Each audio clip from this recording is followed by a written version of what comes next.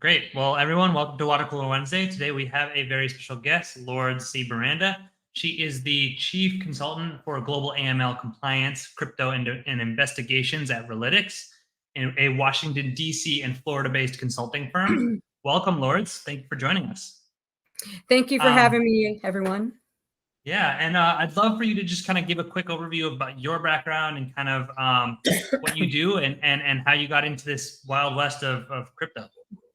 Absolutely. Well, before 2018, I was at CIA, and that's where I learned how to do crypto. In the last 20 years, I was CIA and former FBI, over 20 years of financial crimes investigations experience, field experience, fraud experience, you name it. I got into the crypto ecosystem in 2017. The CIA asked me, hey, Lourdes, we need someone with your financial crimes investigations background. You know how to follow the money. You know how to move money covertly, but with crypto. And I was like, no, crypto. I don't have a crypto background, but they're like, no, we need your credentials. So what I said to them, I said, okay, before you tell me about crypto, tell me what the mission is. They explained what the mission was, and then we applied crypto. So the rest is history. So from 2017, I've been conducting crypto investigations, crypto intelligence collection and analysis, and AML and compliance. I've been a compliance officer for the last 3 years, and I got into compliance accidentally. A woman who was a chief compliance officer at a startup 3 years ago called me. She knew me from CIA. I knew her from Treasury. She said, Lourdes, we need someone with your criminal investigations background to work with our compliance officers to teach them how to think like a criminal. So I said to her, I was like, oh, the other KYC, know your criminal. Because a lot of people, when you say KYC, people think, oh, just know your customer. But there's more to that. You have to understand how a criminal thinks in order to catch them. You need to understand their methodologies, create a profile, be a step ahead of them. So my over 20 years in the field, following bad actors, investigating bad actors, interrogating bad actors, I applied my experience to the compliance world. And here I am 5 years later, working crypto and compliance. Yeah. So whenever I tell people who are new to the space from the accounting perspective, I say exactly what you said when you first started learning about this. I want to know what the mission is. Yes. We have to understand what the underlying things are happening with this transaction in order to understand how to account for it. Ignore the crypto aspect. Let's just see what's happening at an economic level, and then we can analyze it on the crypto side. Because when we look at it through the lens of crypto first, it's kind of mystified and things like that. So I love that that was your approach to this, because it's really the way to understand it, I think. Absolutely. I told him to lock it down. This is not the Matrix, Keanu Reeves. Lock it down. Speak to me in English. What are we doing? What's your mission? What's the ultimate result? What's the end game? And the rest is history. So what I did, I took their crypto language and created a check. So I always tell people, if you ever written a check, you can understand a crypto transaction, because I don't have an engineer and a product developer background. So what I did when I joined this startup with my friend who was a CCO at the time, a chief compliance officer, I joined the compliance team. So every day I listened to customer service calls.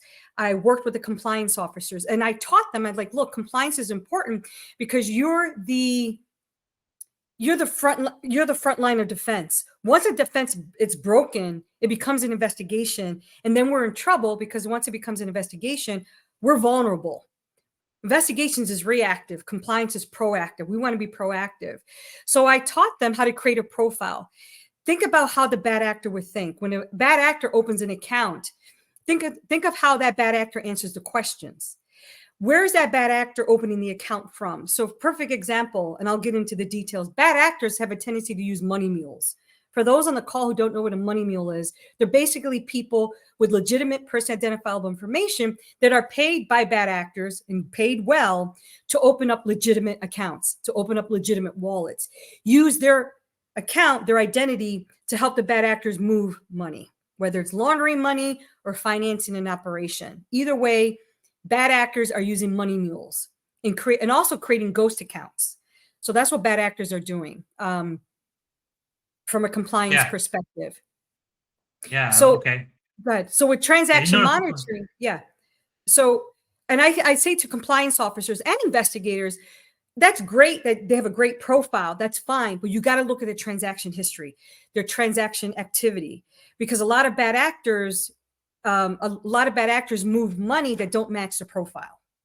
A lot of bad actors are moving money in crypto from into high risk areas, even though the address that they open the account with is from a low risk area, but the transaction history is pinging out of high risk areas, high risk jurisdictions, even sanctioned jurisdictions. So transaction monitoring is very important. IP addresses are very important.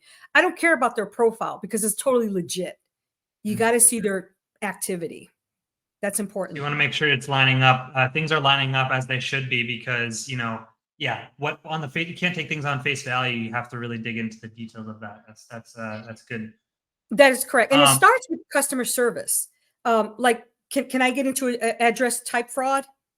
Please. That's a phrase I coined because I've noticed in the last couple of investigations I conducted, they're engaging in address type fraud. Now, an address like a Bitcoin address, a Monero address, what they're doing, they're hoping that when they call customer service, they'll call company A where they have an account. They'll call customer service, say, hi, I made a mistake and transferred crypto from my company B wallet into my company A wallet. Can I get a refund? And with customer support, if they're not trained, they're not going to realize that the bad actor transferred $100 worth of USDT or $100 worth of Monero, telling customer support it's actually Bitcoin.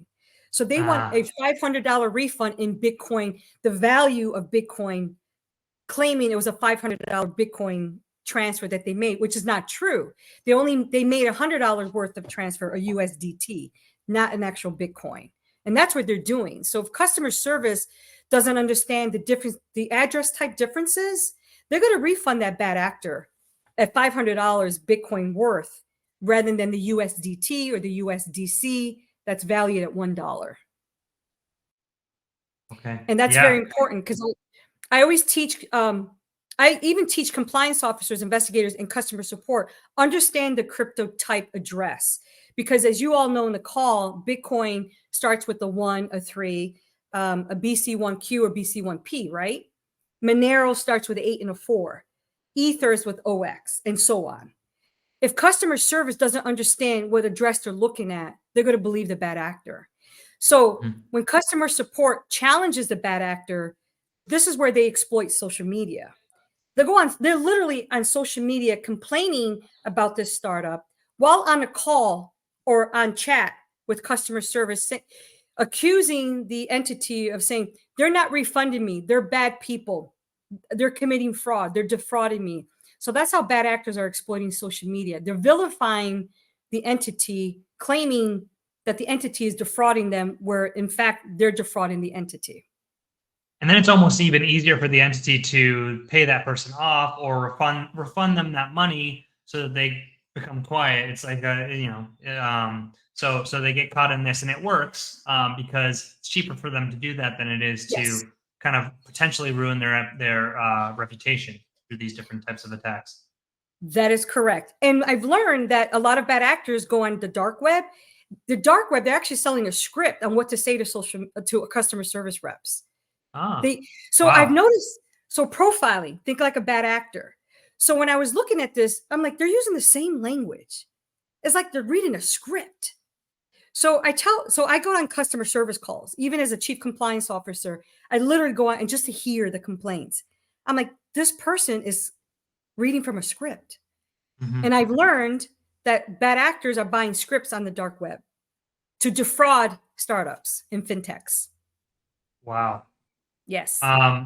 So can you talk a little bit more about kind of the ways that you advise clients to start to spot these? I know that we've talked a little bit about it so far. So we've talked about pinging, like the different IP addresses that they use versus the profile. So lining things up like that.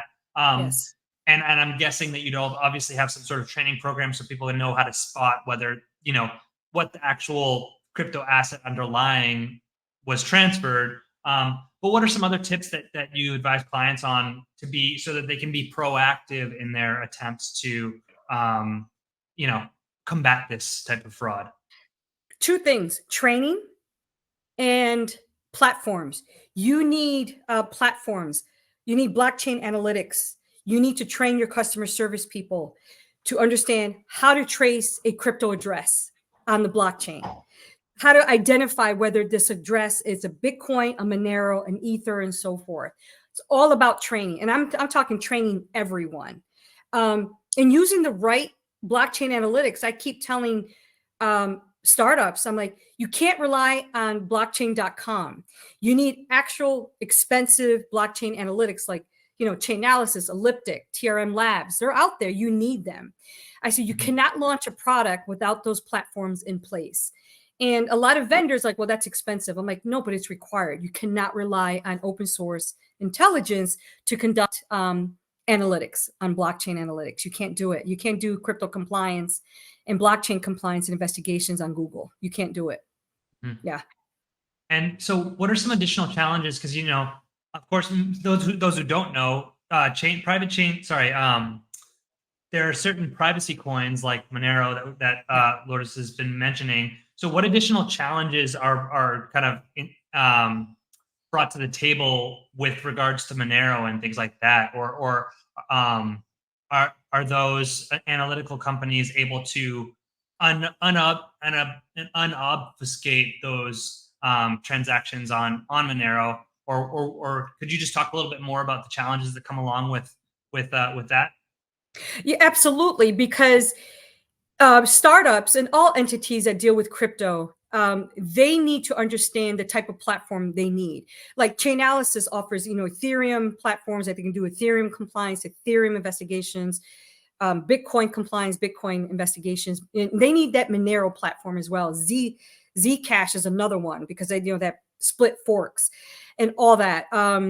So blockchain analytics is a must.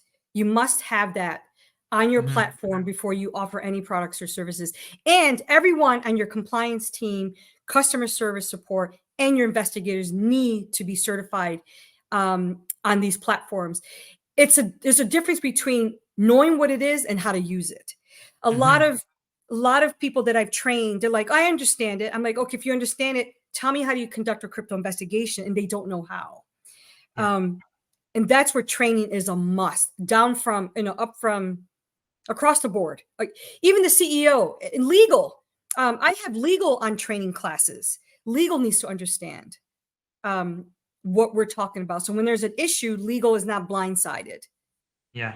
There's a question. Yeah. So Stacy had a question. She was wondering if TRM and other blockchain analytic companies are just using Chainalysis on the back end. Are you aware of this? Or are there any other true competitors to Chainalysis? What is your understanding of this?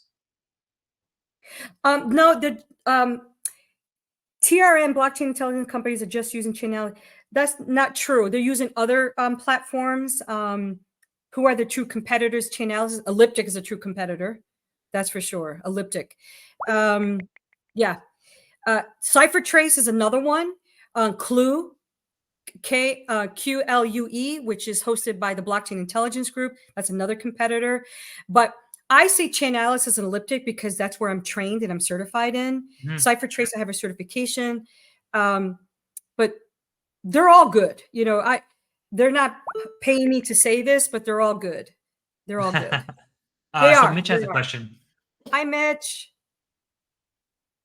Oh, you're muted, Mitch. And by the way, get certified. You have to be certified in these platforms. You have to, because their training is intense and their exams are not easy. That's good advice. Go ahead, Mitch. Yeah, hey, we Mitch. just went through this exercise ourselves. So we were looking into our vendors and trying to lower costs given the environment that we're in. So we've historically used Chainalysis, and for a little context, I'm with Transact, who's a on-ramp. So, very volume-based business. Certainly top of mind, we have a chief compliance officer ourselves, and, this is a huge area of licensing and everything else. Yeah. Anyway, what we found in kind of doing this deep dive and comparing some vendors is that Chainalysis is, an excellent solution. But we're a very high volume business. Vendors such as Elliptic were actually better from like an API perspective, whereas other vendors were better when you're drilling deeper and deeper into the data. they might have more extensive reports on a specific transaction as opposed to like being able to process more transactions. So I thought that was a very interesting insight and gave me like some context as to the fact that there are different providers who are kind of filling different niches within this space. Yes, and use those providers. Yes, you have your internal platform, you have your own internal methods. I get that, but also use one of theirs. Exactly. You should always have a backup. You should always do comparative analysis. There's a saying in the intelligence community, because I came from CIA. One source is an opinion, multiple sources is intelligence. And in the FBI, one source is a great lead, multiple sources is great evidence. You need multiple sources. And there's also blockchain, which is unclassified, is open source intelligence. So don't always use open source intelligence as well when you're doing compliance and investigations. So always use 2 or more sources. Always. Don't always. Yeah, I have a couple of clients say, "Oh, we have our own compliance, we have our own platform." Like, no, you need other vendors. We can't rely on one source. Not good intel, people. Not good intel. Yeah. So when you're talking about proactively doing these things, are you talking about doing it like, let's say you're a money service provider. We don't want to use the word exchange. Let's say you're a money service business, and you are would every new customer be analyzed in this way, or is it like a spot checking, or what does it look like from that standpoint? Great question. Money service businesses, for example, if I was a money service business and I would use a payment and I'm an international remittance service, and I do cross-border payments, US, Africa, Europe, whatever, I'm going to need a payment processor. So I'm going to use Stripe as an example because I like Stripe. And again, I'm not endorsing them, but I'm just saying I like Stripe. And Stripe does their own due diligence, right? And then we do our own due diligence. We do enhanced due diligence. So our user opens an account with us, and then Stripe is the payment provider, payment processor that helps us with the transactions, the cross-border payments. So there are 2 types of KYC, right? But I'm not going to rely on Stripe. I'm going to have my team do enhanced due diligence. Right. Because Stripe has their own methods, and then we have our method. Again, 2 sources. Yeah. Yeah, you want to make sure you're catching those people, so you make the multiple sieves, right? Where if they get through one of them, we're hoping that they don't get through the second. Correct. I had a client tell me, client outside the US, they provide products and services inside the US. Now they want to launch outside the US. Now they want to launch in the US. They're like, "Oh, we're going to have our payment processor do our due diligence for us. We don't need you." I'm like, "Oh, not true. Not true." And the reason why I say that is because we cannot rely. It's a compliance violation to rely on third-party vendors to do our due diligence. No, not happening. Yeah. Yeah. It's a compliance violation. Do you find that there are I guess is there more scrutiny with these US based companies, or is it do you apply the same sort of standards irrespective of where these clients are located, or is it if it's US focused, you're kind of providing more scrutiny on there? I think everybody's a bad actor. I treat everybody the same. Yeah. I do not discriminate across the board. I don't care if you're a US company, you're a company in the UK. No, I'm going to do due diligence on you like you would not believe. No. I treat everybody equally. Yeah. Okay. So Chioma had a question or a comment.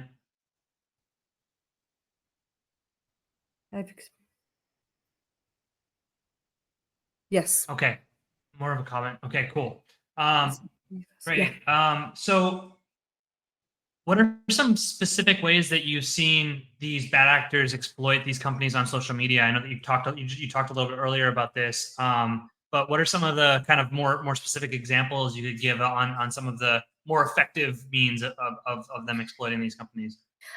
Besides complaining on social media, well, one thing I want to add about social media is a lot of regulators and law enforcement are monitoring the number of complaints on social media for 3 reasons. When there's a lot of complaints on social media from a regulator perspective and a law enforcement perspective, as well as an intelligence perspective, because those are 3 entities, it could be a front company defrauding users. The entity that has all these complaints against them could have a poor compliance program or no compliance program. So those are 3 red flags that intelligence and law enforcement and regulators look at. That's the first thing, like, whoa, something's happening. Another way bad actors exploit entities is they go on LinkedIn, believe it or not. They go on LinkedIn. When they do a Google search on crypto exchanges, money service businesses, or just a search on crypto and blockchain, NFTs, smart contracts, dApps, whatever, and then they scroll down, they go to the company website. The company website says a lot about you. Look at Bislato, for example. Bislato website literally said on their website, as of just last year, March 2022, limited KYC required, email only. That's it. That's all you need. Bad actors look for that language. So company website can be exploited. Bad actors read company websites. Bad actors also go back to LinkedIn profile, to that company's profile on LinkedIn, scroll down to see how many employees are there. If a company has maybe 4 employees, wow, they don't have a lot of people. Let's see how vulnerable their platform is. They're new. 4 employees. How big is their compliance program? They probably have no compliance program. So think like a bad actor. That's what I would do.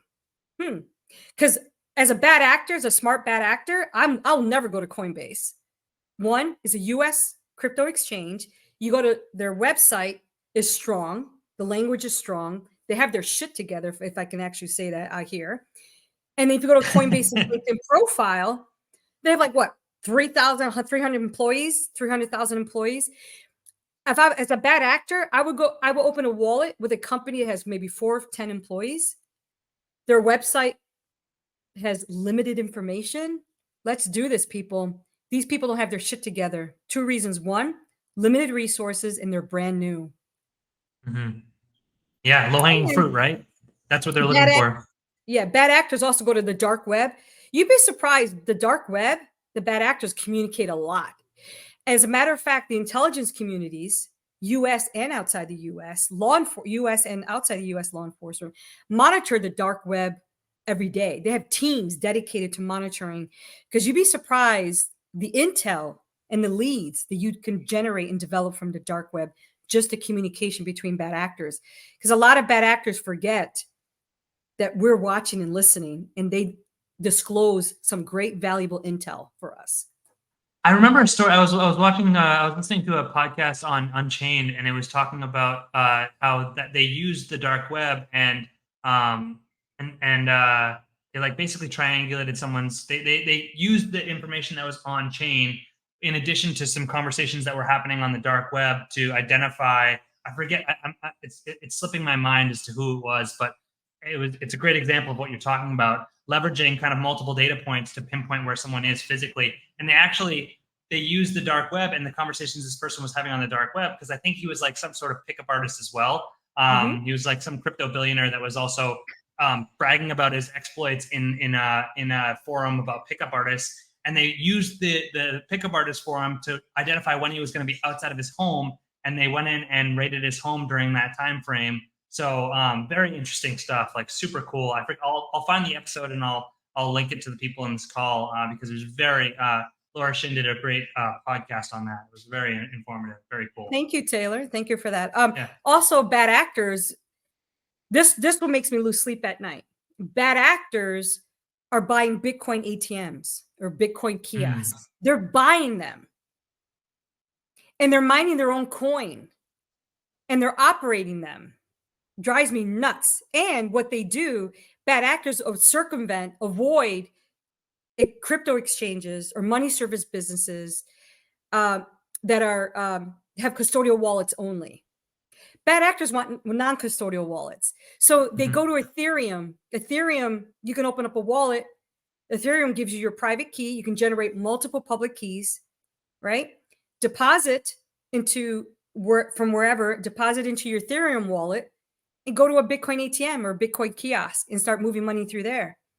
Totally circumventing crypto exchanges. That makes me lose sleep at night, because these crypto ATMs and kiosks, when I was working outside the US, I'll leave it at that, we would follow these bad actors and they would bounce from one Bitcoin ATM to another. And we've noticed that a lot of bad actors buy these Bitcoin ATMs, place them near universities, pay students to open up accounts for them, because students usually have legitimate PII, to help them move money. So a lot of these BTMs are universities, cafes. A lot of them are on ships. I can't even begin to tell you how many ships I hopped. It was like bar hopping. It's like ship hopping in the Mediterranean Sea, the Adriatic Sea, Aegean Sea, and Bitcoin ATMs on these ships, and bad actors are doing that.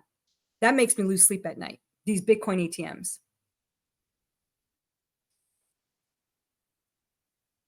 What do you see as a non-custodial?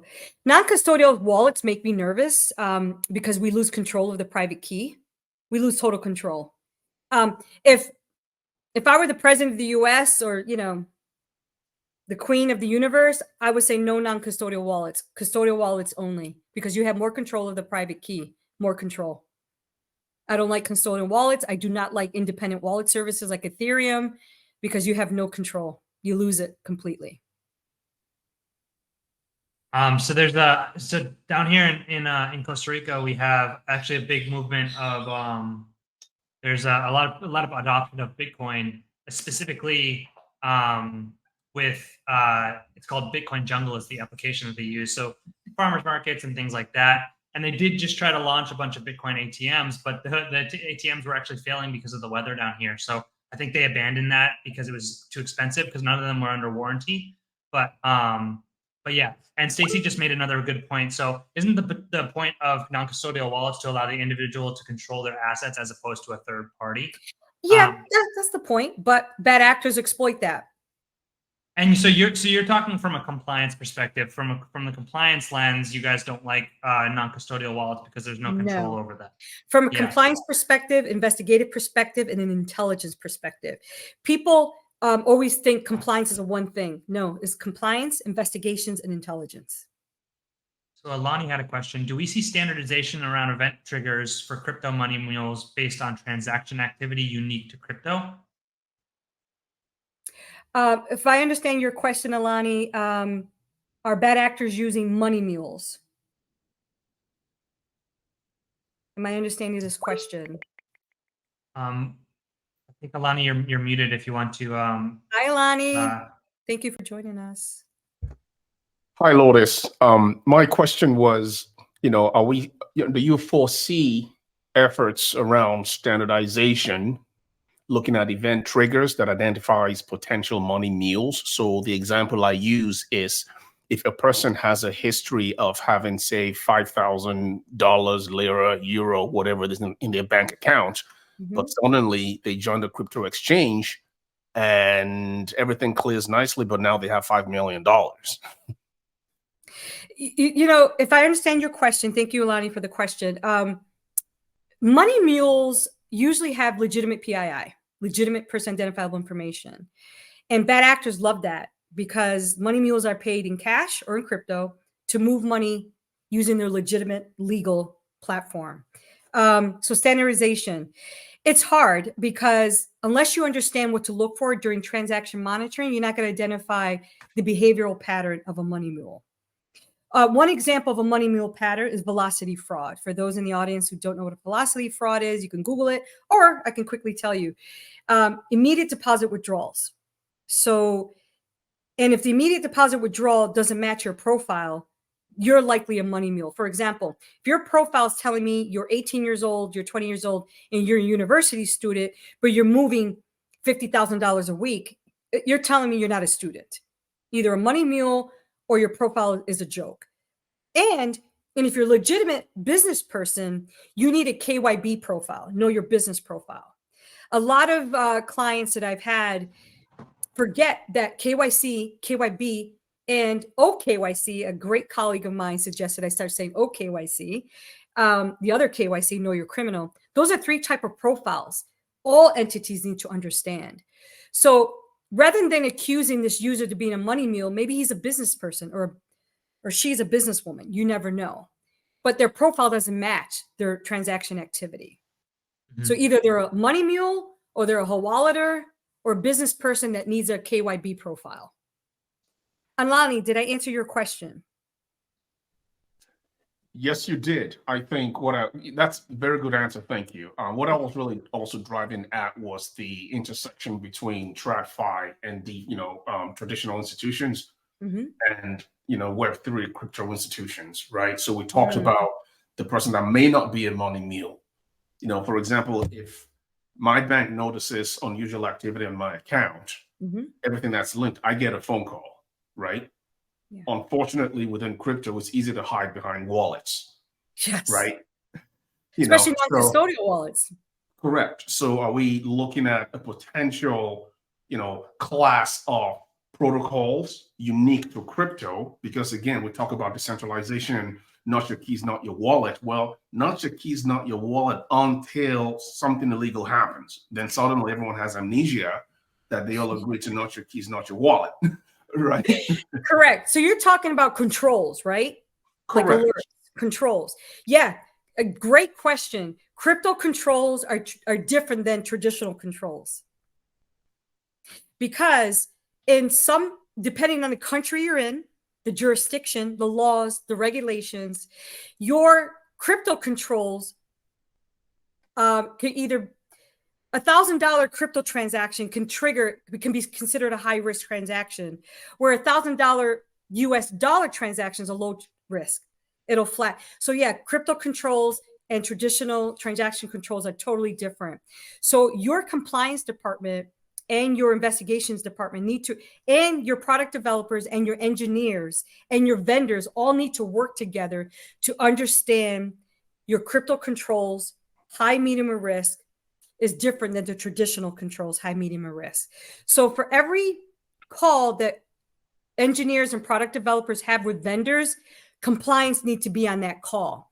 I've seen many entities have their product developers and engineers have calls with vendors, partner with vendors, sign a contract with vendors, pay their vendors with no compliance involvement. And the vendors and the vendors will ask the engineers, we need your control structure. What do you consider high risk? What do you consider medium risk? What do you consider low risk? Correct. And believe it or not, Chainalysis, when I work with the engineers in this entity's, at the time at this entity, I work with Chainalysis. It was me, Chainalysis, and our engineers and product developers and some investigators and compliance officers. We all, in this 2-hour call, all determined what the crypto risk is. It was so different than the traditional risk level. Because in Chainalysis platform, there's critical, there's high, there's medium, and low. And a lot of compliance officers and investigators like, what do you mean critical? I'm like, oh, I'm glad you asked. In the crypto world, there is critical. In the intelligence world, there is critical. Critical meaning a terrorist network, a sanctioned country, a high-risk jurisdiction. And a lot of compliance officers didn't understand that there was a difference between critical and high. Okay. And thank you for that answer. And I appreciate putting me on there. I think finally, just to close out before I, mute myself, there's an issue right now where everyone's a fan of decentralization, crypto, Web3 and all that. And as someone in it myself, there comes a point where we either have to start self-regulating, right? Or someone's going to do it for us. And I think the latter is what's happening now, because everybody wants to disrupt, right? Until the adults show up and say, okay, time out. There got to be rules of engagement. Yeah. So do you think the industry as a whole, from an AML, from a compliance perspective, I call it an equivalent of the SEC, whatever you want to call it, some measure or proposals at self-regulation, so there are rules of engagement across the board? For example, as I said earlier, you have exchanges who, when they launched, the whole business model is around monthly active users, daily active. So in order to attain a mass number of users, they have very lax onboarding and KYC policies. So now they have 200,000, 300,000, 400,000 users. Great for optics, great for marketing, right? Now, if they have to go back and retroactively KYC, KYB, OKYC those users, they stand a chance of losing. They might lose half those users. Those who are grandfathered in. Yes. So how do we attack that where half of your users are from countries that may be sanctioned? Because when you first launched, you have this mass army of users, and now you have to figure out how to stay in business, but still be compliant and operate within the jurisdictions that you want to operate that are mostly profitable for you. No, that's a great point. Great questions, Alani. Thank you for asking. My gosh, there's a lot of questions in there. I hope that entities out there have a compliance program in place. I hope they have investigators in place, especially ones who have a crypto background. There are a few out there that I've consulted for that launched products that didn't even have a compliance program, didn't even have a platform in place. I'm like, are you kidding me? Are you what? I was like, WTF. And I wasn't even thinking Wednesday, Thursday, and Friday. I'm like, lock it down, people. You have over 3,000 users on your platform and no KYC. Oh, we just onboarded them. I said, are you out of your mind? So I worked really long hours to make sure they were compliant before law enforcement shut them down. So users or entities out there, you got to have a compliance program in place, compliance officers and investigators before you even launch a product. So Alani, I hope I answered your question. And I hope entities out there are being compliant. I don't care what country you're in. Compliance is compliant. Yeah, and it's a challenge, right? When two different departments are diametrically opposed to each other, right? And big challenge here. I've consulted for entities where they only had 1-2 compliance officers. I'm like, where are your investigators? Like, well, we have our compliance officer. I'm like, no. There's a big difference. They overlap, but their mindset is different. KYC, know your customer. KYB, know your business. The other KYC, these compliance officers know how to think like a bad actor? And some of them don't. So that's why they bring me on board. I can train them and teach them. And Chioma, I know you had your hand up. Yeah, we're going to jump to Chioma now. Yeah. Yes. So Alani, I hope I answered your question. I think it's off already. Yes, you did. Thanks. Okay, sure. Chioma. Go ahead, Chioma. Yes, hello. I'm Chioma Onyekelu. Sorry, I can't turn off my video. This is actually to 10 p.m. In Nigeria. Yes. Thank you. Thanks for joining us. Yes, I actually came in. I saw that from Miss Lourdes, and I don't know if you recall me, but I was the lady that you had the call with the other day, helping me to about my profile on LinkedIn. I was that lady. Yes. Yes, I appreciate. So I saw this event and I decided to jump in, and I've learned a whole lot. All right. So we have to work together and support each other. That's why we never met, but I saw something on your LinkedIn profile. I'm like, you need to fix this. So yes, thank you for joining us. Thank you so much. So I think I have some 3 questions I actually wrote down. The first one, I know about the pillars of compliance and AML training, which you've also highlighted the importance of AML training. So I'm wondering, as a compliance officer, what could be involved in that AML training? What are you supposed to tell the employees? What are you supposed to tell the staff? And how regular should it be? And how should it be updated? Like just a brief of how it should be.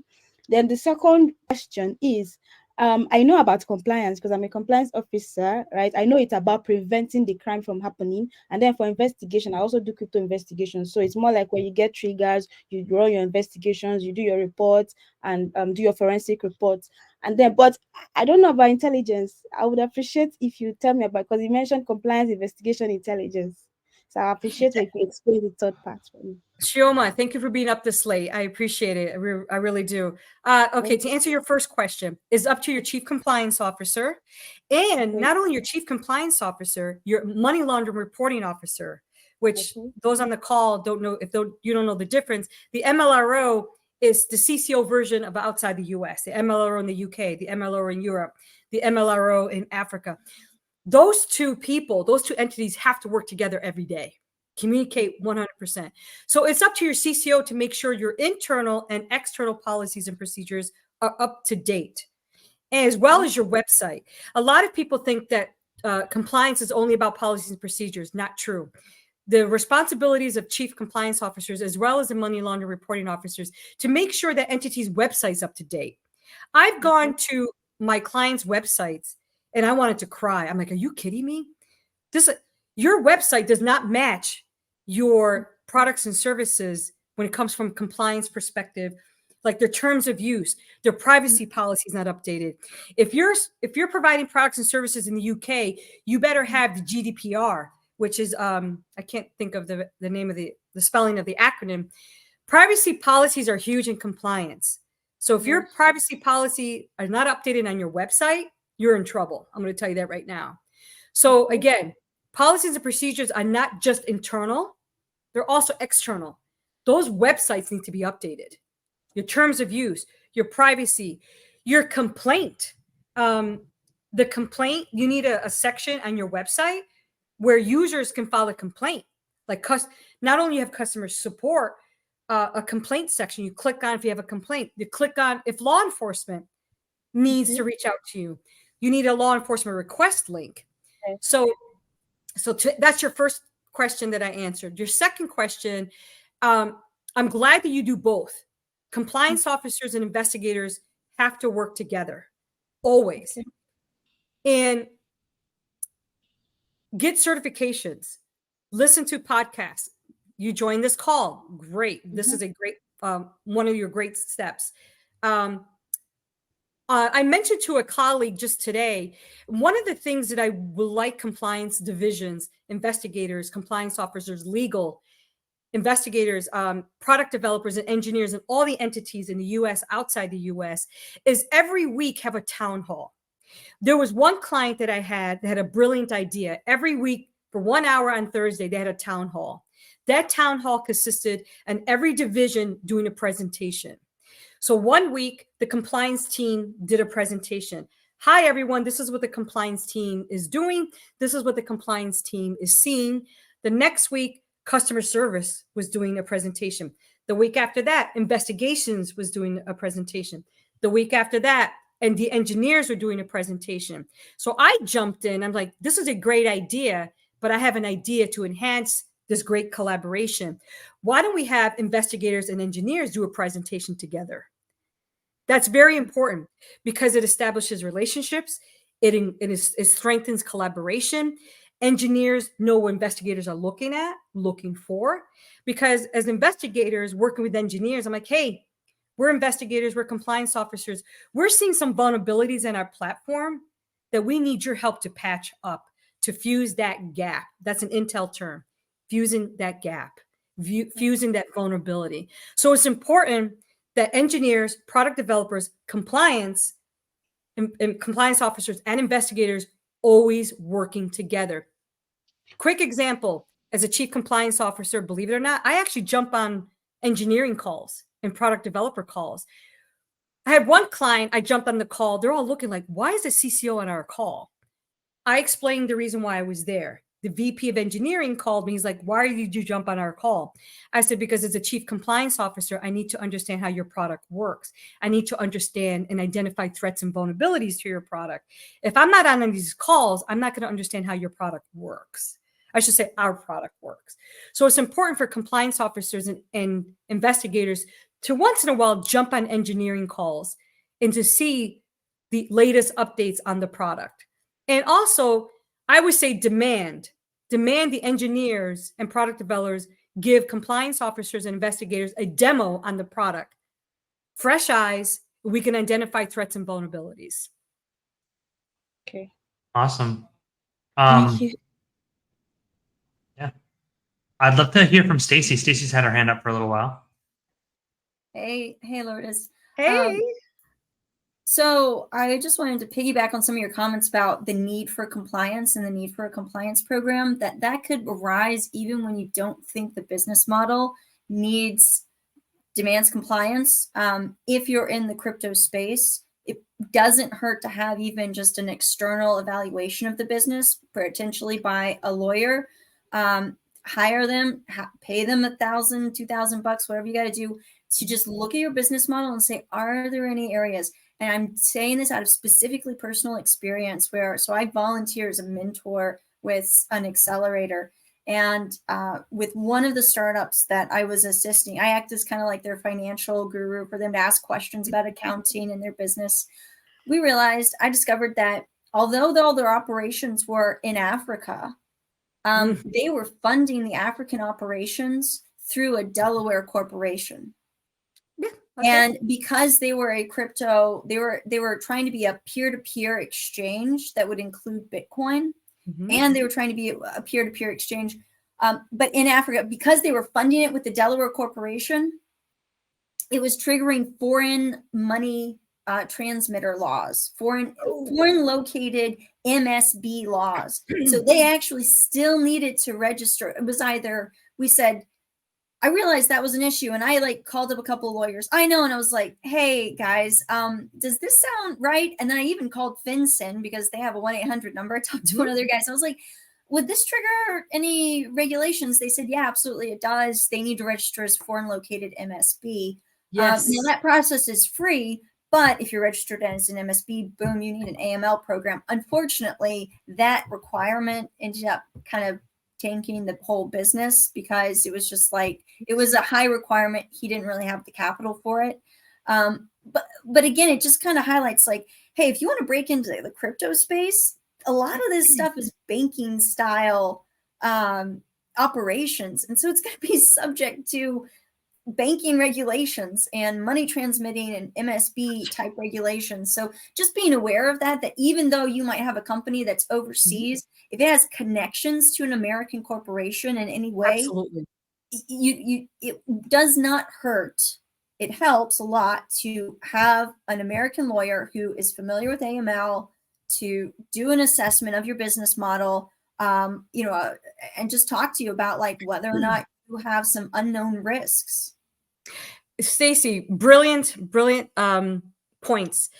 Two things. I agree with you 100%. And with legal, I do gap assessments, meaning an internal audit. I'm like, clients hire me. I go in. I'm like, whoa, you're going to need this. You're going to need this. You're going to need this before the true auditors come in and the true regulators come in. So we call them a gap assessment in the compliance investigations world and intelligence world, gap assessment. Yeah. So yeah, we do it like, okay, people, these are your vulnerabilities. You need to fuse these gaps. So we do that. And legal is involved, especially if you're an entity that's registered as a money service business in the U.S., definitely get a U.S. lawyer. That's for sure. I have two examples for you on that. I had two clients who offer products and services outside the US, Africa and Europe and the UK. But they want to register as a money service business in the US, but they're not ready to launch in the US. I'm like, okay, what are you doing? Why am I here? Right. And that's where like just having that lawyer look at it and say, okay, well, here's your points. And you need someone who's specialized in AML because so this startup had a lawyer prior consult on the matter, and the lawyer had said, well, as long as you don't have any American clients, you don't need to register. When I got involved, I pulled in a lawyer who does, Ross Delston, who does tons of AML work. Yep. Right. And you need to get someone who's familiar with that because he said, well, because they're funding with that Delaware LLC or the Delaware Corporation, sorry, not LLC, that's what triggers the requirement. Because correct, they're funding the operations in Africa with an American corporation. So again, a lawyer who isn't familiar with AML and FinCEN and these treasury regulations may not understand the requirements for some of these really complex and wacky business arrangements. So I totally agree with you 100%, Stacy. Now with lawyers, I love them. I do. We need them. But lawyers also have to also bring people like you and me, compliance officers and investigators on the same team. Nothing drives me more crazy when an entity only relies on one lawyer.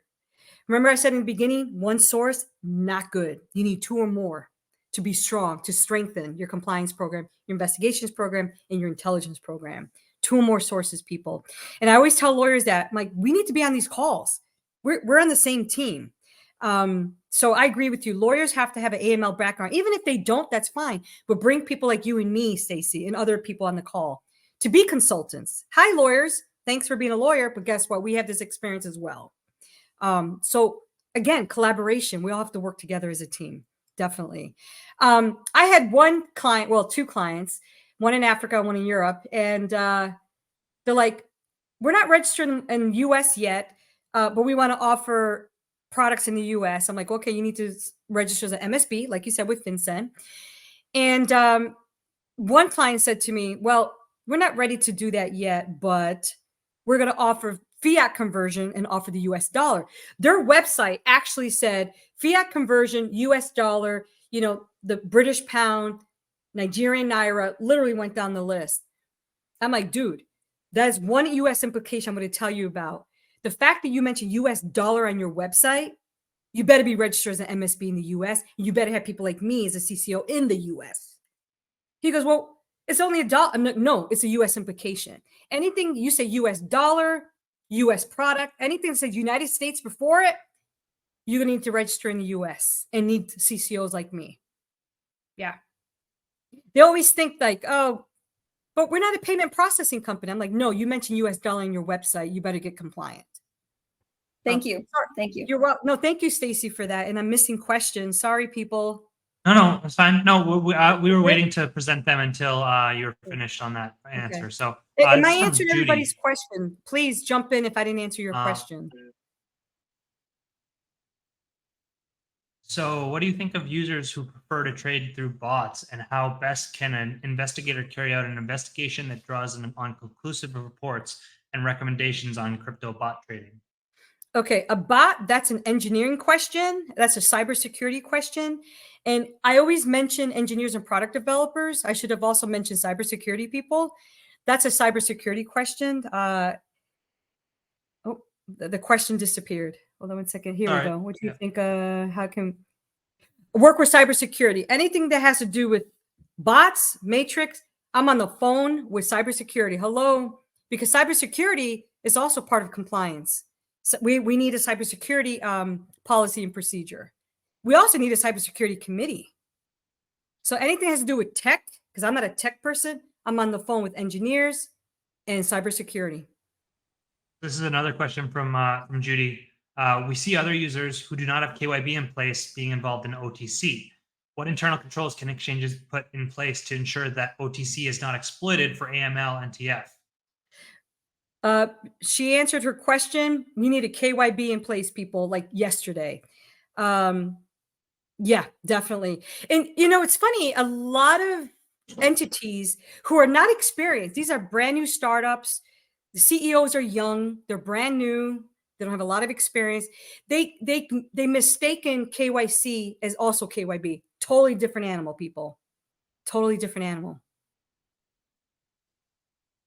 And you need a KYB very fast, because if a person was KYC'd, know your customer onboarded through the KYC process, due diligence process, and their transaction history looks like it's a business, we can shut them down, because that's an indicator of maybe money muling, you know, using ghost accounts, fraud. So it's in their best interest for users to open a KYB, know your business profile, so we don't shut them down and report them. Yep. Awesome. So which certification, this is from Brian, above all others, would you recommend for accountants looking to identify threats for crypto-based business clients? Recommend for accountants. Okay. Chainalysis. Chainalysis KYT, know your transaction certification, is a huge one, because Chainalysis know your transaction certifications like compliance. Chainalysis reactor certification, that's investigations. Let's see. Anything that has to do with crypto, take it, do it, get it. Absolutely. Let me tell you something. When I left CIA back in 2018 and I joined the corporate world, I'm not an accountant. When I took my certified fraud examiner test, I about cried, because that whole accounting section about killed me. And then I learned very quickly, not only do I have to think like an intelligence officer, not only do I have to think like a bad actor or think like a compliance officer, I also have to think like an accountant. So when I have accounting questions, I reach out to my forensic accountants. Again, collaboration, because we're not going to know everything. Plus, my brain is not big enough to know everything, people. So I make friends with everybody. If you're in the office, bring them cupcakes. Hey, engineers. Hey, forensic accountants, I need your help. Hey, I have a bot question. Stacy, expect a box of cupcakes from Lourdes in the next couple of weeks. What's your address? I prepared chocolate. No, okay. I joke, but no lie. I have a few people that I reached out to that helped me. I actually sent them a box of chocolates. I'm like, I send them flowers. I'm box of chocolate. waiting. I'm waiting. Send me your address because I'm Happy a Valentine's Day over here. I'm a New York Puerto Rican. In our culture, when we feed you, that means we like you. When we feed you, we're thanking you. So I literally send boxes of chocolates. I Also, do. note for self, if I ever work with you, I'll Yeah. be sending you some chocolates as well. Because people's time are very valuable. And when you take time out of your day to help me, I want to thank you because I don't want you to think I'm taking you for granted. That's just my style. That's a great That's great Yeah, quality to that's a great philosophy for So sure. send me your address. If you help me, I'm going to send you chocolates. Isn't that you Godivas. can collect all my KYC, huh? None of that cheap stuff either. Godiva chocolates, man. Okay. I have an account with ftd.com. Oh. Oh, I also send books. When somebody does me a favor, I will ship you a book. I'll buy you a book. Yeah. That's As a wonderful. thank you. Thank your people. You know, nothing pisses me off more when you take people for granted. That pisses me Yeah. off. Mm-hmm. Yeah, I joke with people that I do too much for free, and that's the problem. Yeah. No, I had a woman send me a candle. I helped her with her because I do training and I helped her with her CAMS, the Certified Anti-Money Laundering Specialist that's provided by ACAMS. And I helped her with her exam. She sent me a Yankee candle. Those are not expensive. They're expensive. Yeah. That's very sweet. Well, thank you so much. Does anyone else have any last minute questions? Oh, we ran out of time. I could be here all day. Well, we'll have to do a follow-up. Yes. Did I answer everybody's questions? I think so. I think we got through them all. If I didn't answer your questions, you can reach out to me on LinkedIn. Perfect. Well, thank you so much, Lourdes, for being with us. We really appreciate you. We'll be sending you a box of chocolates here soon. And thank you so much for being on the call. Yeah. Thank you. Okay, I'll send you Crypto referrals. CFOs. I'll definitely be sending you referrals. I appreciate everyone's time, especially the ones 10 o'clock at night. Wow. Amazing. Absolutely. Thank you, guys. Bye, everyone. Have a good night. Have a good one. Take care, everybody. Take care. Thanks. Bye, everybody.